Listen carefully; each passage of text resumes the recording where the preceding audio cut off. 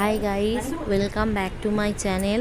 আজকে আমরা বানাবো আইসক্রিম বানানোর জন্য আমরা ফ্রাইং প্যানে নিয়ে নেব কিছু পরিমাণের কাজু বাদাম এবং আলমন্ড বাদাম এবং পেস্তা বাদাম। এইগুলোকে কুচি কুচি করে আমরা ফ্রাইং প্যানে দিয়ে হালকা রোস্ট করে নেব, যাতে এদের কাঁচা ভাবগুলো চলে যায়।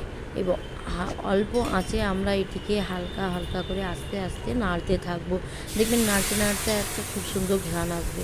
এরপর আমরা এতে দিয়ে দেবো দুধ দিয়ে আমরা এটিকে নাড়তে থাকবো। এরপর নাড়তে নাড়তে এতে দিয়ে দেবো আমরা কাস্টার্ড পাউডার, ভ্যানিলা এসেন্স এবং ফুল ক্রিমের একটি মিশ্রণ দিয়ে এটিকে আমরা অল্প আঁচে নাড়তে থাকবো। যতক্ষণ না এটি গাঢ় হয়ে আসে ততক্ষণে এটি আঁচ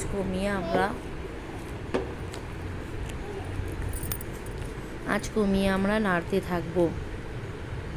আসলে এই যে আইসক্রিম, এটি আমি প্রথমবার বানাচ্ছি। আমি এর আগে কোনোদিনও বানাইনি। আমার ছোটো ছেলেটা খুব জিদ করছে যে মা আমাকে আইসক্রিম বানিয়ে দাও না।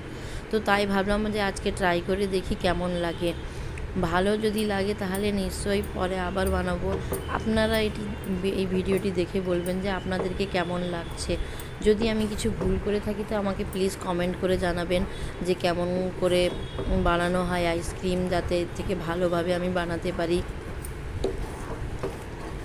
এরপর এই মিশ্রণটি আস্তে আস্তে গাঢ় হয়ে আসছে। অল্প আঁচ রাখতে হবে আমাদেরকে, মিডিয়াম ফ্লেমেও দেওয়া যাবে না, লো ফ্লেমে রাখতে হবে। লো ফ্লেমে রাখলে এটি নিচে বসে যাবে না, সেই দিকে আমাদেরকে লক্ষ্য রাখতে হবে। খুব তাড়াতাড়ি হাত চালিয়ে চালিয়ে নাড়তে হবে, নাড়লে নিচের দিকে বসে যেতে পারে। বসে গেলে কিন্তু তখন একটা পোড়া পোড়া গন্ধের ভাব চলে আসতে পারে।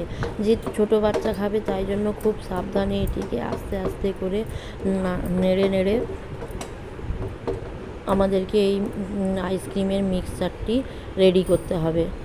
এটি যখন একদম ঘন হয়ে আসছে তখন এটাকে আরেকটু জল দিয়ে আমাদেরকে পাতলা করে নিতে হবে, যাতে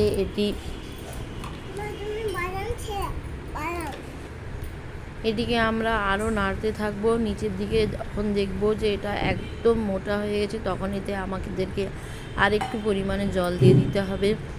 জল দিয়ে এবার সেটাকে আমাদেরকে ভালো করে একদম যাতে একটু ঢালা না থেকে যায় সেই হিসাবে আমাদেরকে নেড়ে যেতেই হবে, নাড়তে হবে। নাড়তে নাড়তে যখন দেখবো আমরা ভালোভাবে এটা মিশে চলে আসছে, এই সময় আপনারা এই ফ্লেমটিকে লো টু মিডিয়ামে রাখতে পারেন। লো টু মিডিয়ামে রেখে এই যে মিশ্রণটি আছে এটা যাতে একবার ফুটে যায় সেই চেষ্টা করে যেতে হবে আমাদেরকে।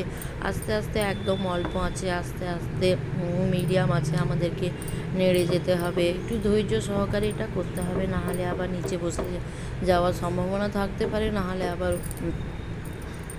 একটা জাল চলে আসতেও পারে। সেই জন্য আমাদেরকে একটু আস্তে আস্তে করে এটাকে নেড়ে যেতে হবে। আপনাদেরকে যদি আমার ভিডিওটি ভালো